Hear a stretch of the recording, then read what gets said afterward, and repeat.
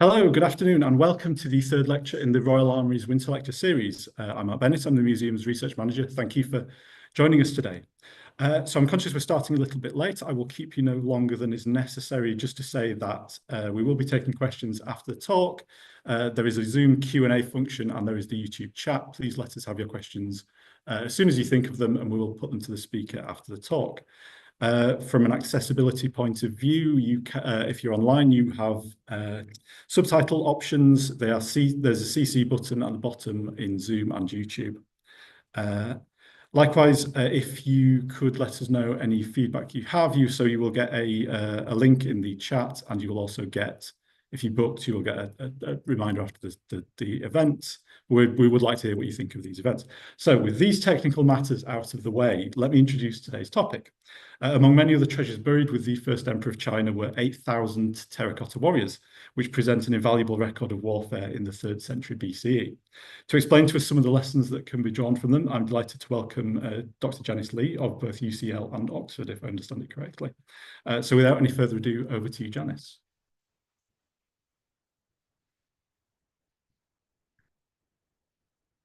Right. When I say without any further ado, I of course mean a slight amount of ado as I get your slides up.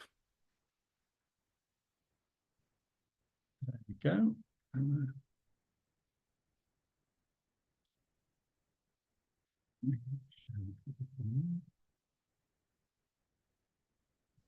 There we go. Over to you. Yeah. Okay. First, I'm very happy and very honored to be invited to join this talk series. This in Royal Armouries. So I'm very happy to be here. What I like to talk, that's weapons of the Qin First Emperor's Terracotta. I used to work in this museum for a long time, for decades, and joined the exhibition and research before moving to UK to work here for UCL and Oxford. So, and this topic, because I did my PhD focus on these weapons, but today, when I talked to Mike and then come here, I saw some of the exhibitions. I think I should add a little bit more slides because we also have some exhibitions about armors, apart from my research focus on all these weapons. So, I'm thinking if you have any questions, because if I cover a little bit, but actually, if you have any further questions, I will answer further questions.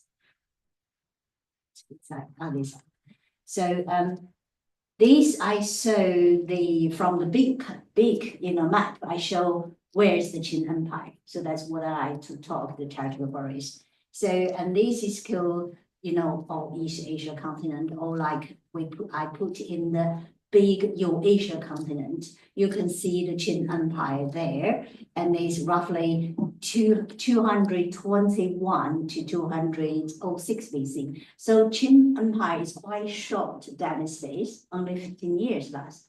But actually, the legacy and also the kind of newly discovered, that's recently discovered terracotta warriors also quite influential and stunning, it's like, because they're well preserved, all these, the battle formations and terracotta and the ancient warriors, including all information, different kinds of information in society.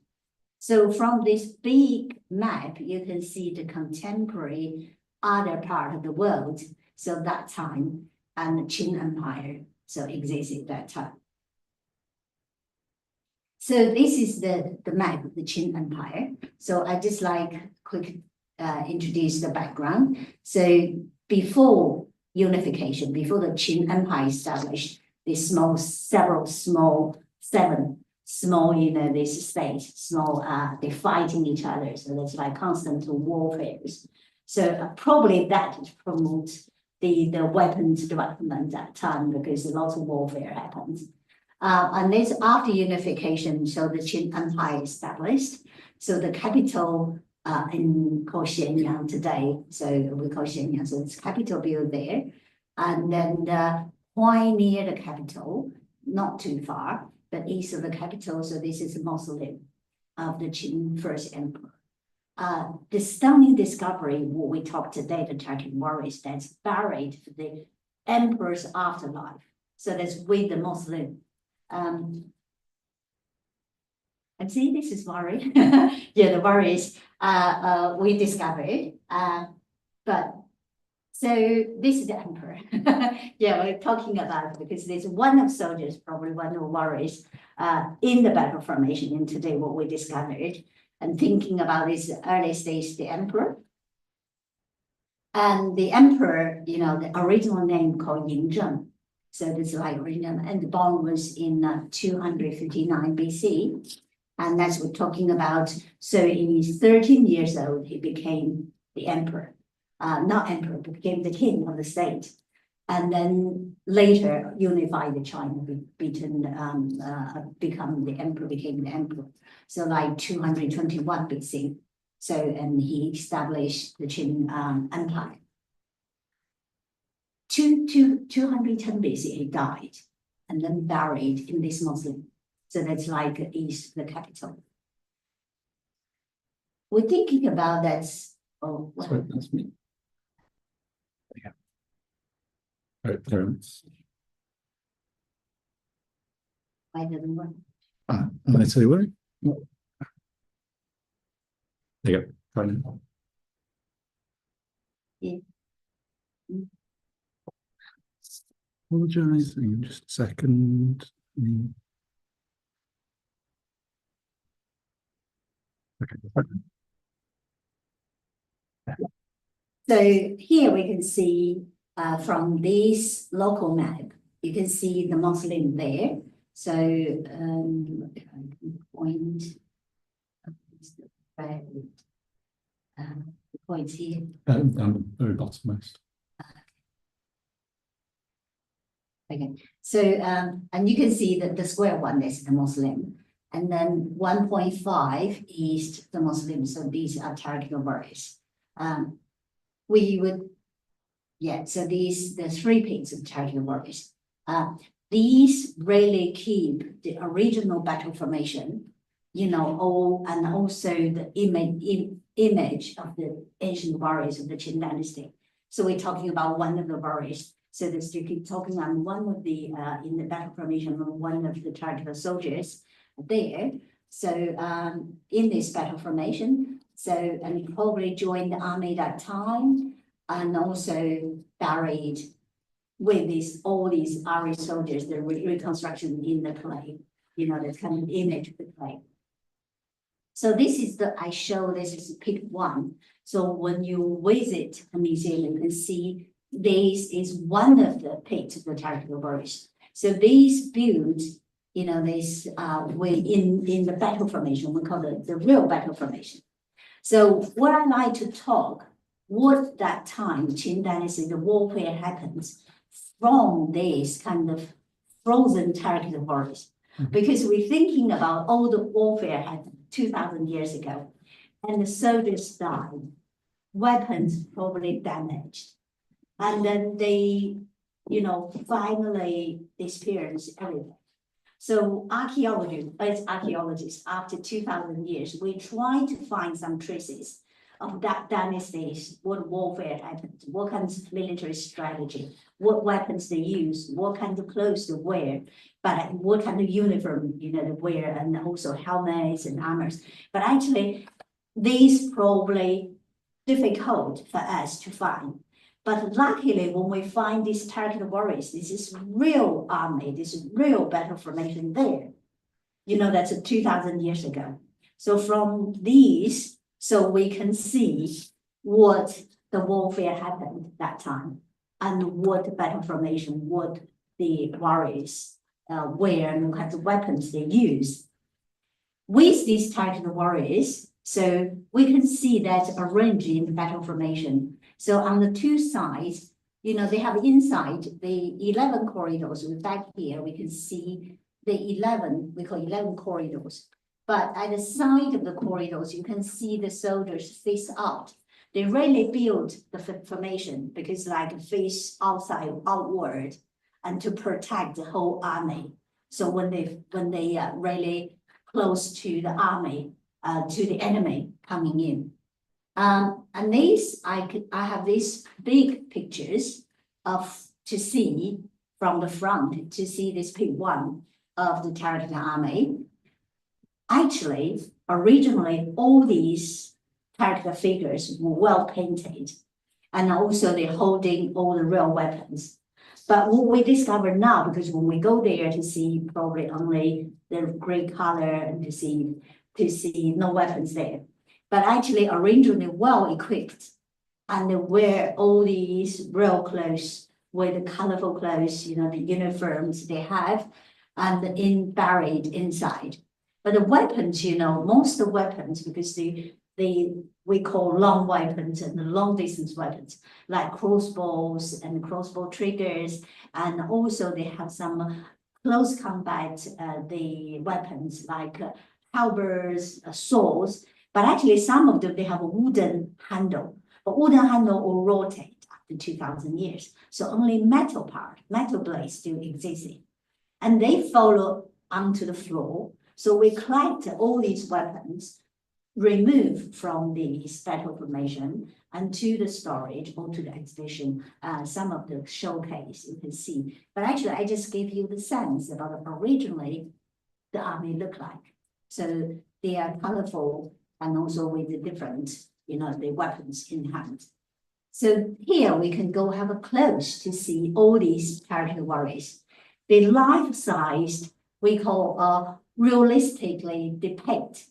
So that's like, you can see all these facial features is different. They have different expressions, and also see the hands, they have a holding, you can see the holding, original holding weapons, different postures to show the different weapons. So we reconstruct and repaint that. So you can see all these, the hands, the original holding different kinds of weapons because they're all rotated, wooden handles all rotated. You know, they have a crossbow in hand, and they have swords, they have like spears and dagger axes. So, and also you can see the bottom, this the chariots there, and you know, the soldiers standing on the chariot, they all holding weapons there.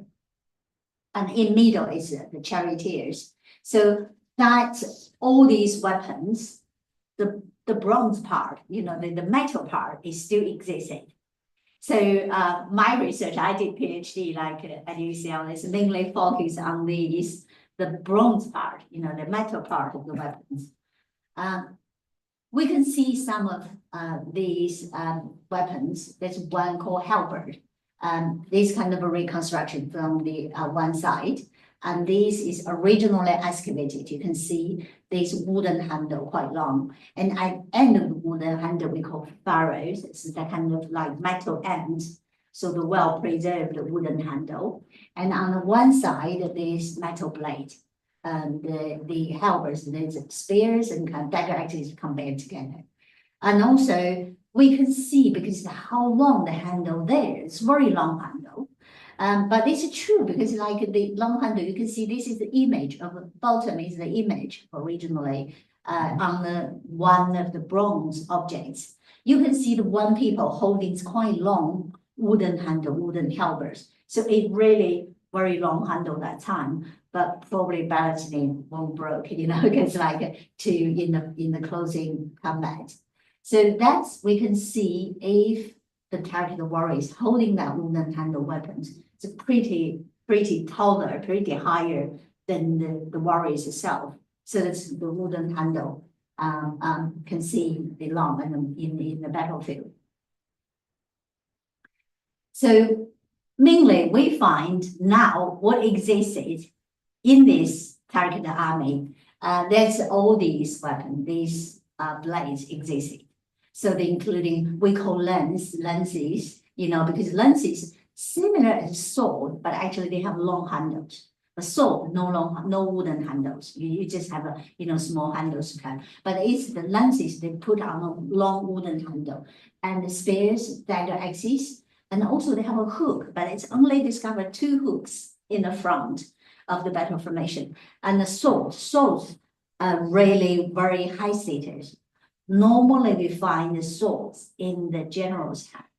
So general holding the swords. And then for the normal soldiers, no swords. halberds that kind of help put deck axes and the spear together in one wooden handle for halberd, and also large holdings for arrows, bronze arrows, and also triggers. You can see crossbow triggers.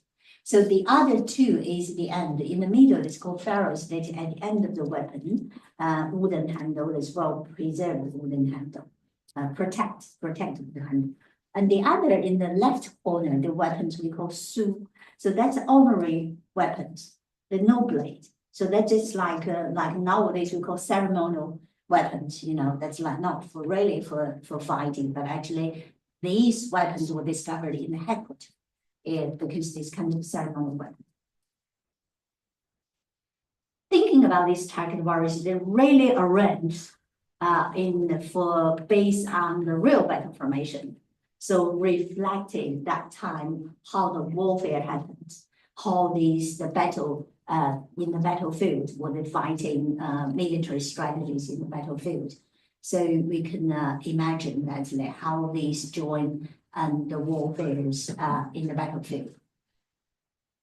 And also this, because some of the on the horsebacks and to release the arrows. So from here, I can give a little bit military strategy about these target warriors. We can tell from this target army because they have a 3 pits. On the top, I can show they have a 3 pits, 1, 2, 3. So the bottom is pit 1. So we can talking about how these military strategy, how these different kinds of soldiers, they combining together. So in this battle formation, so the combination of different soldiers, different kind of military strategies, and involved in that time's warfares. Pit 1, that's originally, so here I did pit 1, mainly infantry and the crossbowmen in the front. Pit 2, so the mixture of the crossbowmen, archers, and also standing archers, and cavalry chariots. So they're mixed together, so this formation. And the pit 3 is the headquarters. You can see the corner. So this is the shape, is headquarters of these two. So this is pit 1, and pit 1 is one side. This I digitize this kind of the pit 1, how these military the formation arranged in this pit. We can see the corridors. That's I mark all these 11 corridors, and they have a front part. The yellow square marked here in this image is chariots. So that's the pit 1 that mixed with the infantry and chariots and the crossbowmen in front. Let me show you this one. This is a digitized the pit 1. So the map, the left figure show all these character warriors, the arrangement. We can see all the yellow dots, they all wrought target warriors, no armors. But at the back, the blue one, all wear armors. That's so interesting because like armor soldiers at the back.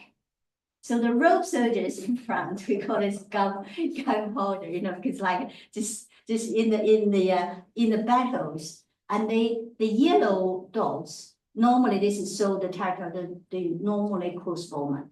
So they release arrows to the enemy. So when they still have a far distance, they release arrows. So we can see the right map. There's all the weapons discovered in the page. So weapons now, when you go to see the target, you cannot see these large quantity weapons there because they all collected in the storage. These weapons, we can see the green, the kind of dots here is the triggers, crossbow triggers. And the red triangular is the arrows. So the mainly arrows and the triggers in the front and the side corridors, and also behind the chariot. So that means this surrounding of the battle formation is crossbowmen. So that's from different size. When the enemy come closer, probably still have a little bit distance, and they release the arrow to the enemy first. And then also here, more clear. So this is all arrows and triggers. That means the crossbowman there. So you can see only the front corridors and also the side corridors. And these, you know, in the center part, spear, lances, halberds. That's why this kind of military strategy, because when the front crossbowman release the arrow to the enemy, so when the enemy come closer, so all these crossbowmen move away, move behind or other side, and then close combat.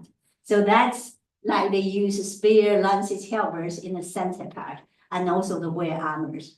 So the front one just release arrows and quickly move, because when the army so quickly come closer. So that's kind of 2,000 years ago. So the military strategies. This is pit 2. So I mentioned pit 1, 2, 3. So 3 pits. Pit 2 is big combination with archers. You can see the yellow square, all the archers and crossbowmen there. So that's like also the in front part. So they release the arrows to the enemy when still have a little bit distance. And also you can see the back, the red one, the red rectangular here, the 3 corridors, that's cavalry. So that's all armed forces. So that's kind of the cavalry also very important in that time. And all the green part, so there's chariots. There's 8 chariots in one row. So, and also 8 rows. So that means, yeah, so 64, 8 plus 6, 64 chariots in this battle formation. So chariots are also very important at that time, because like cavalry move quickly, and chariot also for the close combat as well, because like when they come closer. And then the blue part, they mix with the chariot, with the cavalry, with the infantry. So it shows that time the military strategies, and then sometimes they change a little bit, mix with different cavalries and the infantries. So in the different, probably the combat, different warfares. Yeah. So that's to show that Qin, from this really we're talking about this frozen, you know, battle formation of 2,000 years ago. Thinking about probably this never existed after that, but this is very, very good information, you know, about that time warfares, about that military strategies, about battle formations in Qin Dynasty. This is the P3. I didn't digitize this one, but we can see this very small one. It shows the headquarters of because this only I think maybe color on top is fine. So this only 68 target figures, and 1 chariot there. Why this headquarters? Because they find the weapons without blade, ceremonial weapons. And also we find some animal bones in one side, because before warfare, the headquarters control in that time in the Qin Dynasty, a little bit kind of superstition. So they need to pray to God, pray to ancestors, and to pray to, you know, to protect them, to have a good fortune to win the warfare. So they need to have animals to sacrifice. So there's animal bones left there, because they have animal bones, they have deer horns. So that means they have in headquarters, they have sacrifice, they have kind of worship, and then to pray for the warfare, for the win the warfare. And also all these target figures stay in this pit, they all face-to-face stand. Like they have some discussion, negotiation, talking discussion about how they win the warfare. So that kind of headquarters. Not like the other 1 and 2, pit 1 and 2, because they really like battle formation. They really like formation for the military warfare. So this is headquarters, the 3rd one. So from these 3 of the target warriors, we can tell because how Qin Dynasty, so this warfare happened, and how the soldiers they equipped with the different kinds of weapons in the warfare. Okay, I think that's the one thing I like to add armors, but armor not there. Yeah, sorry for that, because I added some, because we find, I just like to introduce, because you can see on the chariot, the two warriors, they wear, you know, armors there, and they have a helmet. So, because in the Terracotta warriors paint, we didn't find any real armors, but actually you can see some of the soldiers, they have armors, imitation armors, the clay armors there, but that reflects Qin Dynasty use the leather armor. So they use leathers, very thick leathers. Yeah, and then they build armors that time. And also we find another big pit contain all these stone armors, but actually stone armors not really practice use, not really functional for the army. They only imitation to bury for the emperor's afterlife, you know, buried inside there. So, but actually at the same time, this period, they have used leather armor and also iron armor as well. So newly discovered, we find the iron armor, you know, so we just have a research now, so probably we'll publish some about this iron armor, so this newly discovered iron armor. So now I focus on all these bronze weapons.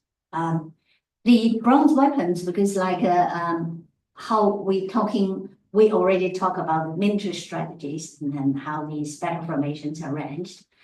We like to move to how these weapons were produced in the Qin Dynasty. This is my book, my PhD thesis, and then published, you know, this about the production of the Qin weapons.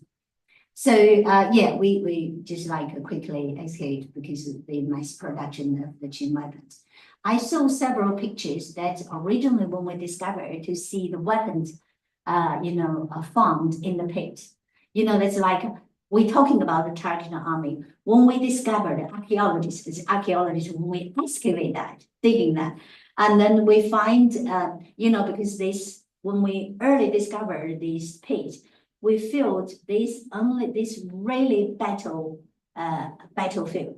because all these Terracotta warriors are broken into pieces, like they, you know, dismembered, lost arms, legs, you know, because like beheaded, like something like that. And also with all these weapons, you can see discovered, because they all these after 2,000 years, they all originally all the Terracotta warriors stand there, and then they all broken and then lie down there. So the arrows, you can see the arrows and other weapons, they just like buried beneath the Terracotta warriors. So like all these nice, like the battlefield after seriously warfare happened. So what I focus now, because like crossbow, we're talking about more about crossbow at that time. Crossbow, we're talking about with the trigger, crossbow triggers, that's kind of revolutionized the weaponry that time. Because early time, they use only we call longbow. So this is the Chinese character, ancient Chinese character about longbow. So how the character, you can see the word original bow. And I show this image to see originally longbow or longbow used. So they just like release the arrows, you know, for hunting or for the warfare, you know, release the arrows to the enemy. So something like that. But actually in the Qin Dynasty, they add trigger there. So you can see use the crossbow triggers, and so they can release the arrows in the long distance. And sorry about that.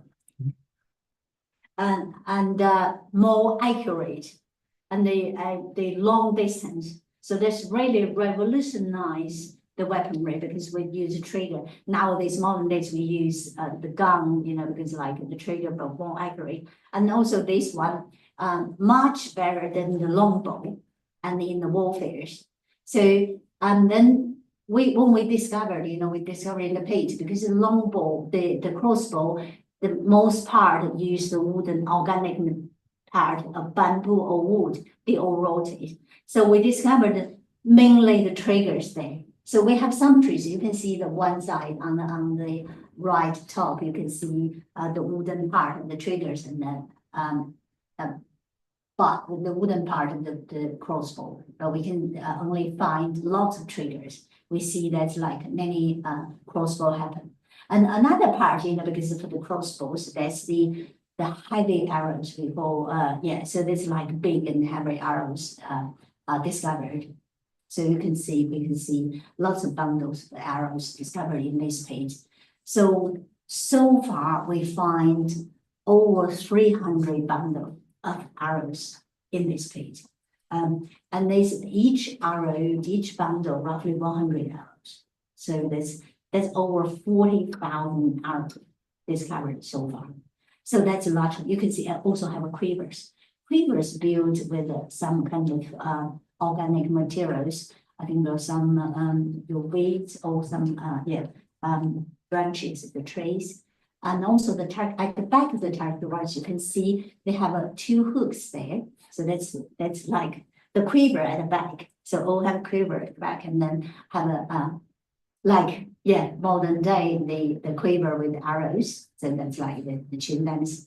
And also that I quickly pass this. This is too scientific, too academic, because the two bundle of arrows. There's quite within the bundles is quite similarity. They have similar, but between the bundles is different.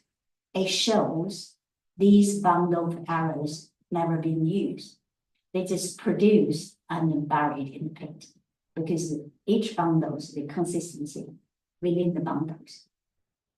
And also different in the bundles means like because the production different time sequence or use different alloys. And how these arrows was produced is different. We're thinking about, because they originally used these long copper stakes, and they chopped in several sections, and then they cast arrowhead. So arrowhead and arrow tongue, there's different component, and also they cast together. So not like the single cast. So we can see these have some liquid that when observe the arrows like this.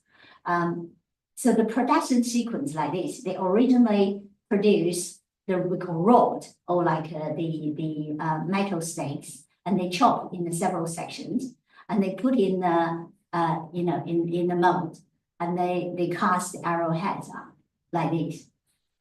So they cast arrowhead, and later they put we call the wooden or bamboo shaft, so on the tongue, and also attached feathers.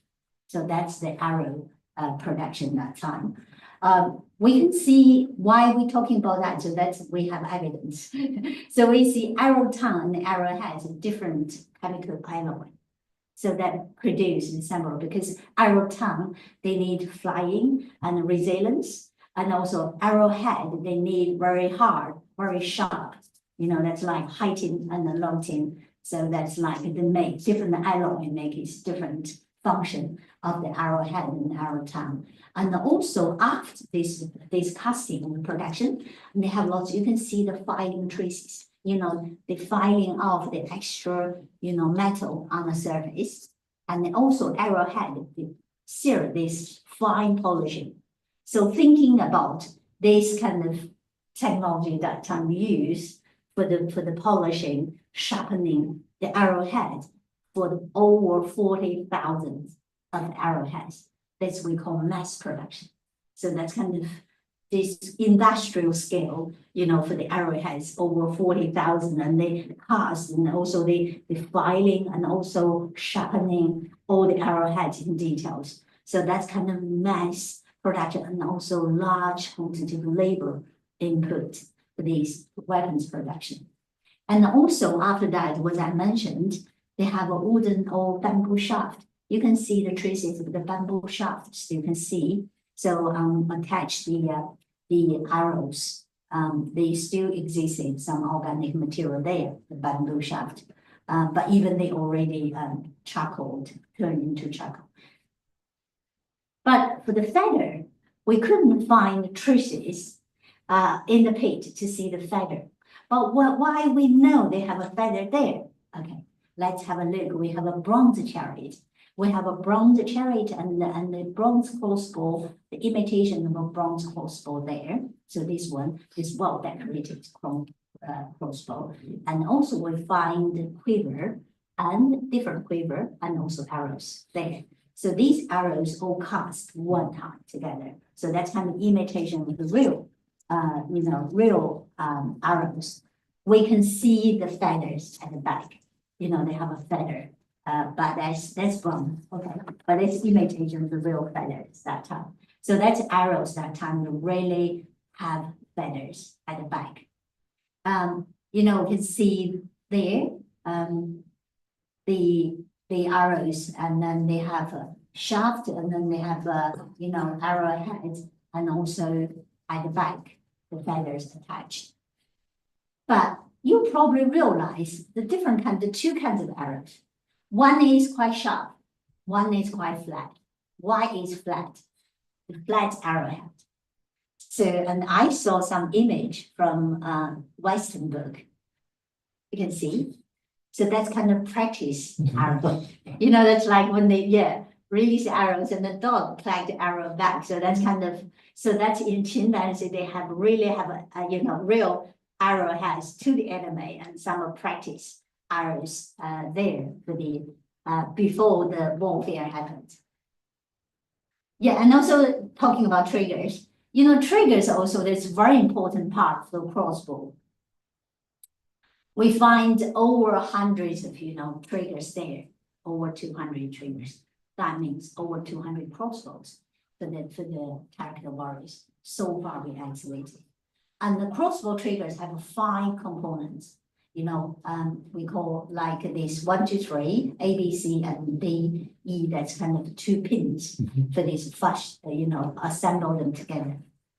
And also the production, because they have different time sequence or different mode casting. You can see the different styles. That means probably different workshop or different time to produce these crossbow triggers for these Terracotta army, or for probably the real army.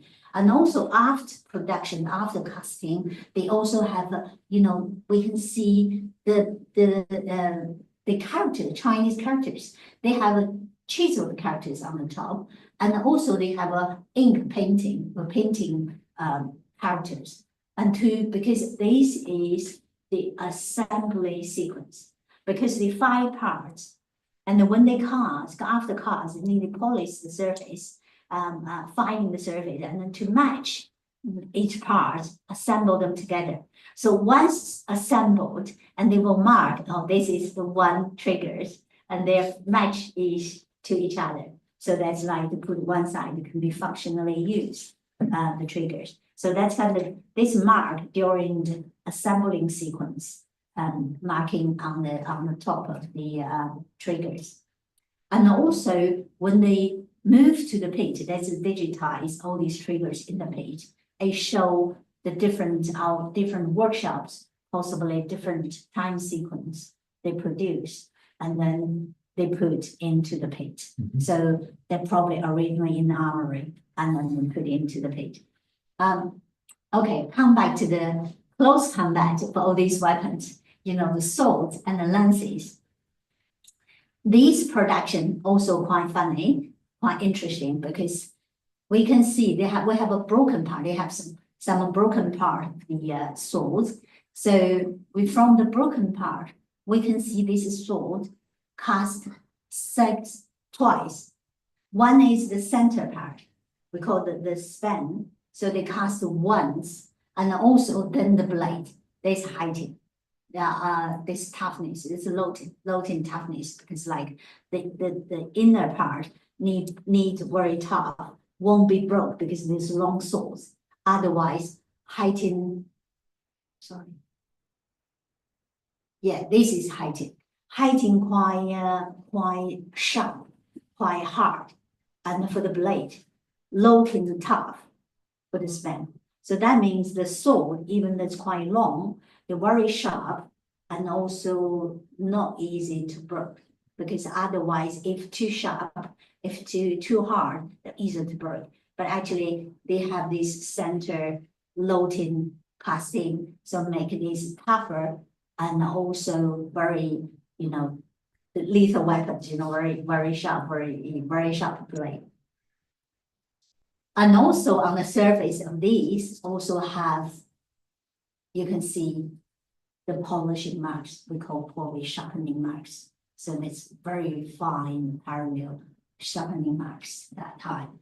And these also show probably that kinds of mechanical, tools involved that time for this sharpening, for these polishing and sharpening.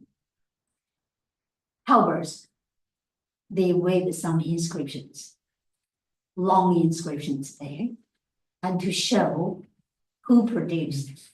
So they have a kind of level, this of the organization of the in charge of this weapons production.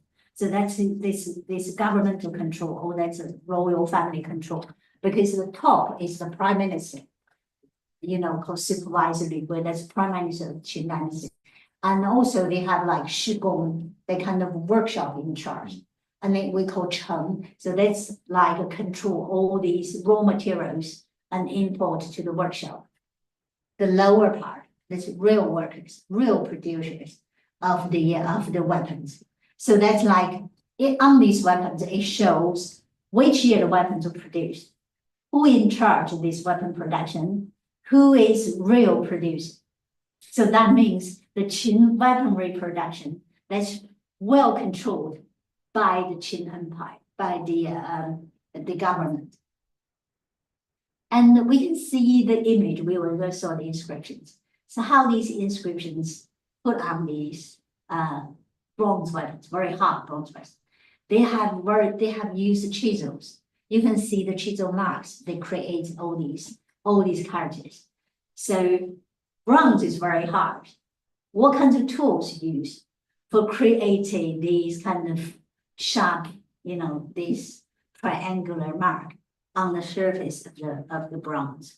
So we thinking about some hard stone like heightened bronze, and most probably the steel, iron steel, because it's harder than bronze and also can last a little bit longer to create all these characters on the surface of the bronze weapons. By that time, we will have the bronze and the iron. We call this time is iron, bronze, iron time. We call iron time, but actually bronze and iron coexisted in the Qin Empire. So, we find a large quantity of bronze weapons at the same time in the Muslim complex. We find also large quantity of the iron tools. So that means that time can use iron steel tools, created characters on the surface of the bronze weapons. And then the character also show the well organization, well control of the weapons production at that time.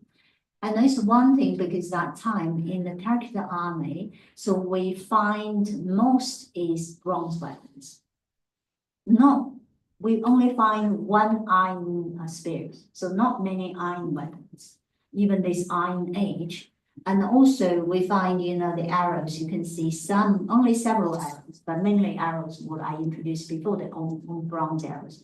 But only several arrows, they have a bronze arrowhead and they have iron arrow tongue. So they're kind of common metallic kind of production that time. So we're thinking about this conclusion about the battle formation that time, because they combine different soldiers, different weapons, and different strategies, military strategies there, and for the long shooting or to the close combat, and also the weapons in mass production, and also use probably mechanical technology, mechanical device, and also they have paintings, they have chiseling characters, and to record the weapons production sequence and the time and who in charge of it. So thinking about this centralized government of this empire, the China's first empire. So the centralized governmental control of the weapons production. And also they have kind of crafts organization, and also this well military, strategy involved for these. From these terracotta warriors, we can tell the story of the Qin dynasty. So how these were organized, weapons production. Thank you.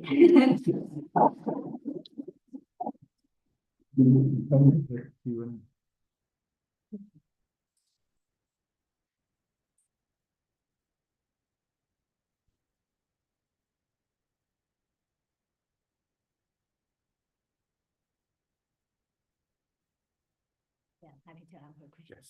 Yeah. So say, do we have any from the, I'll let people in the room go first. Yes. Yeah. I know it's not that wet, but is there any indication or any clues about how headquarters signals to the various formations? To tell when the bones would retreat, and is there any evidence or any sort of little clues that you found? Very good question. Yeah, yeah. So because the headquarters definitely they have they use, now we find that it's use ceremonial weapons there, but actually the signals what they use in the Qin dynasty they use called drum and the bell.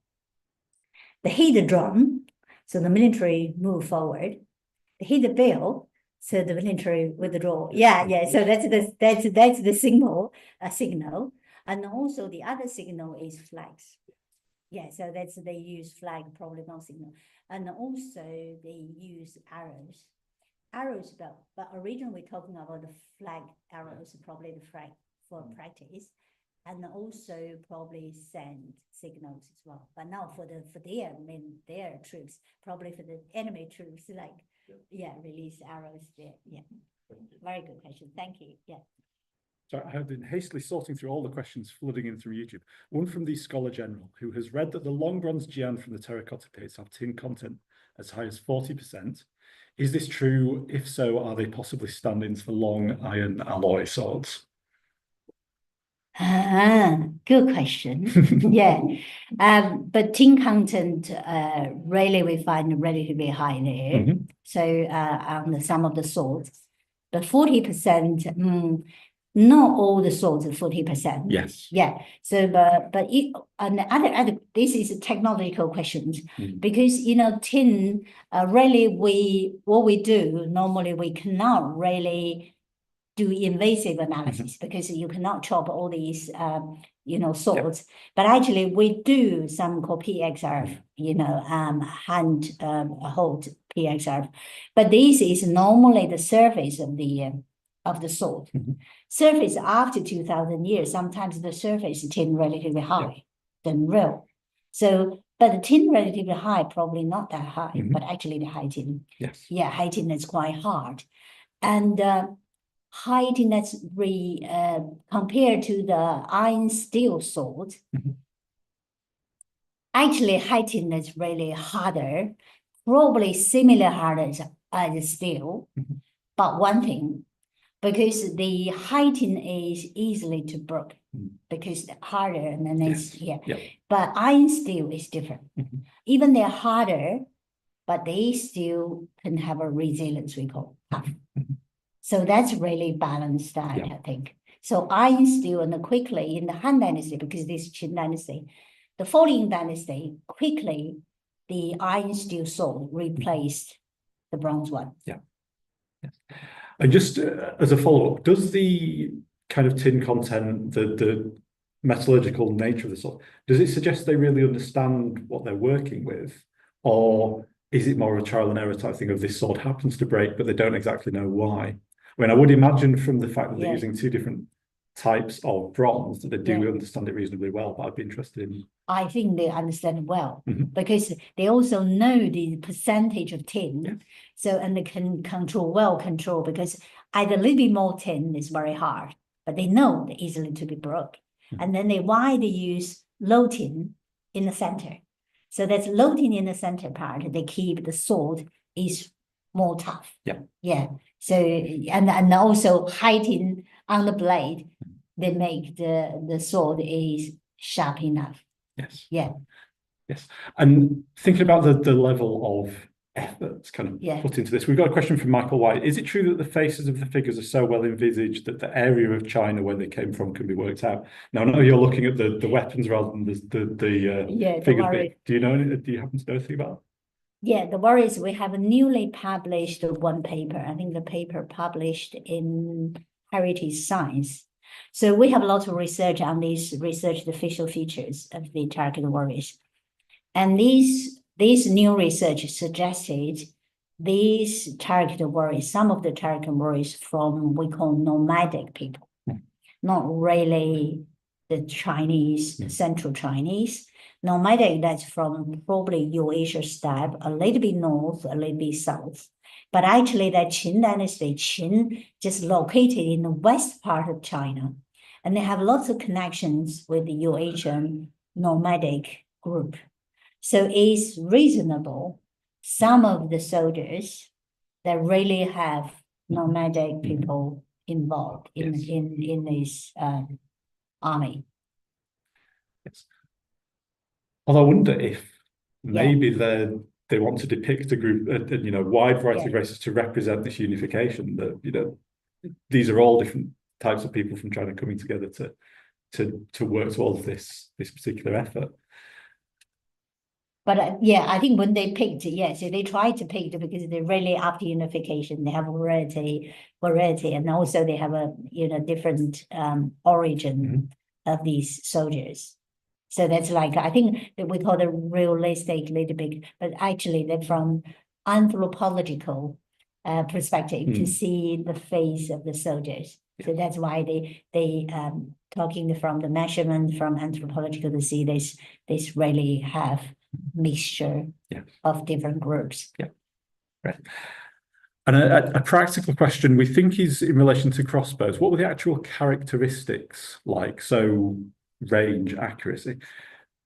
However, if the organic components don't survive, is it possible to tell anything like that, or is it guesswork? That's like we did a documentary 2014, I think. There's one documentary, and then we have some reproduction of these crossbows and also the arrows, and to see how far, how accurate.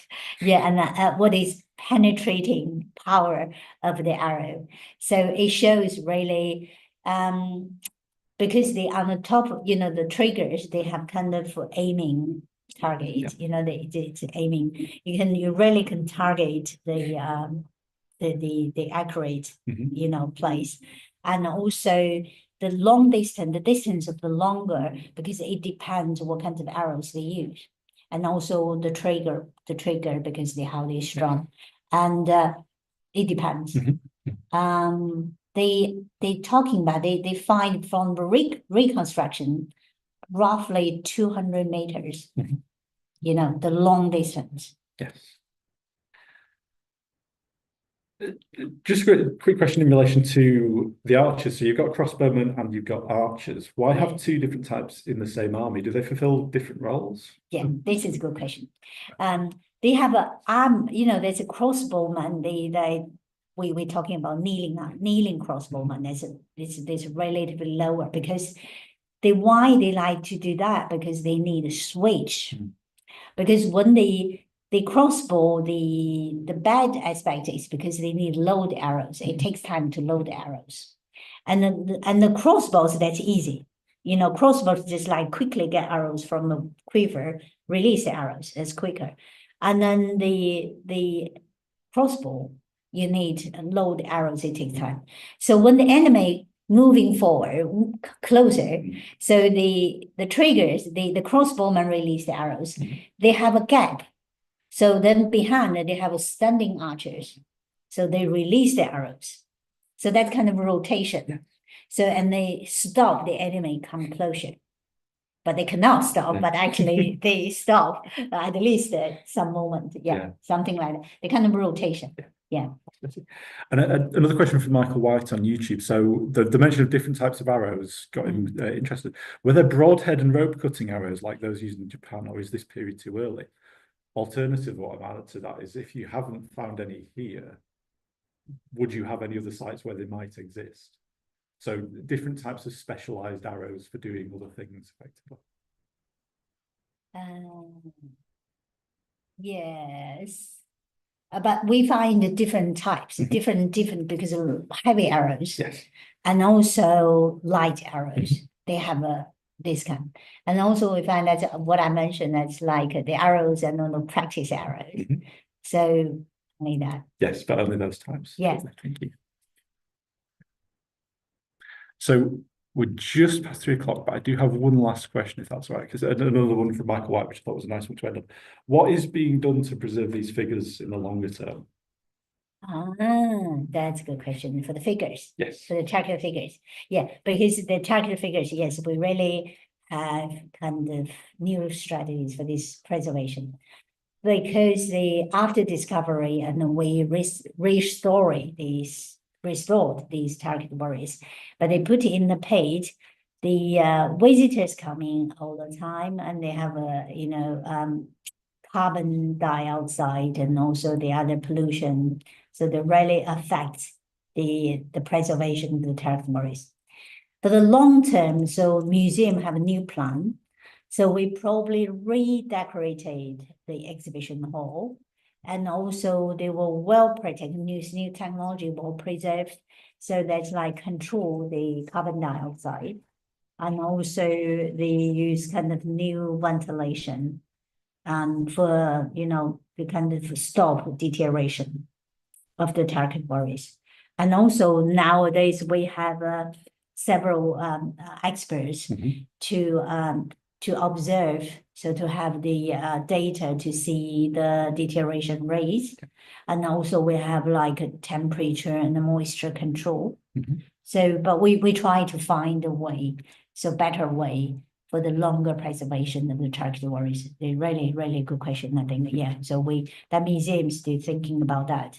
Yeah, and then for the conservation for long term. Yeah, fantastic. Not for our generation, for the future generations. Yeah. Yes, and then one or two. Oh, sorry. One last question from the room. Yeah. I also read as well that when they were first discovered, they had like a protected mercury on them. Mercury. Yeah, mercury.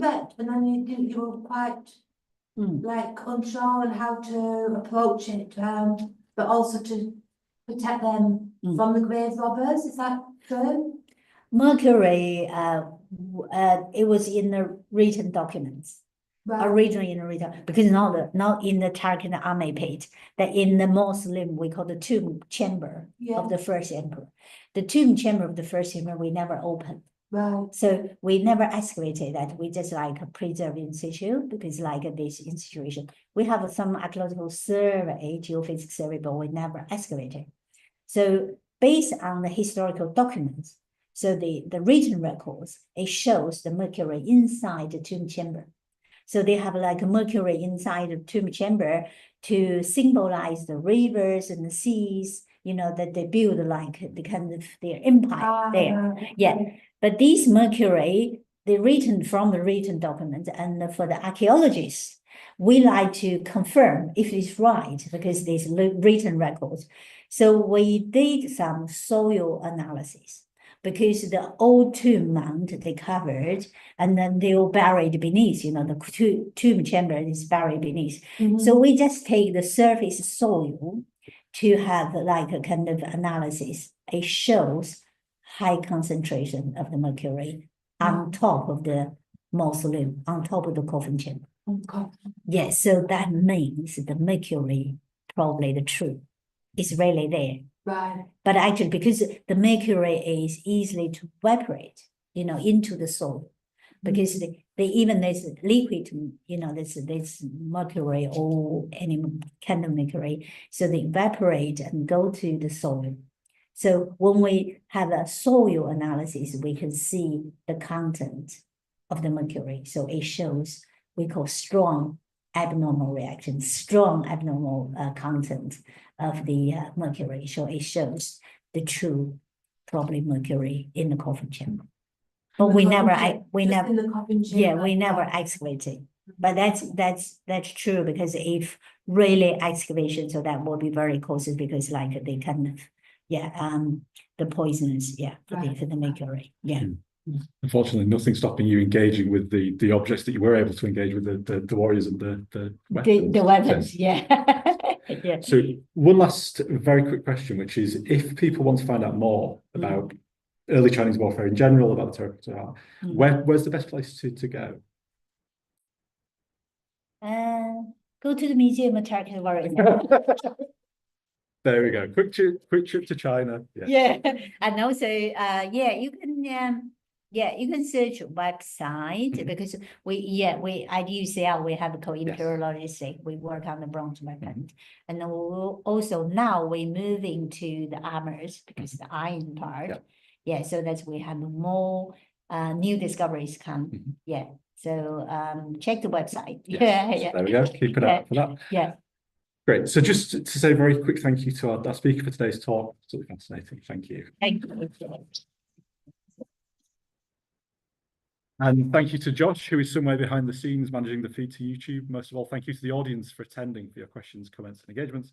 There are the surveys here in person on the ending slides as well, if you are online. We are taking a short break, but we will be back. More events at the end of November. There are 2 events up on the website in January that you can sign up for if you're curious about American Revolutionary Army soldiers or the peace activism of Richard Cobden. And for the details of the talks, they're all on our social media. They'll be on our website. In the meantime, thank you very much for attending. I will see you soon.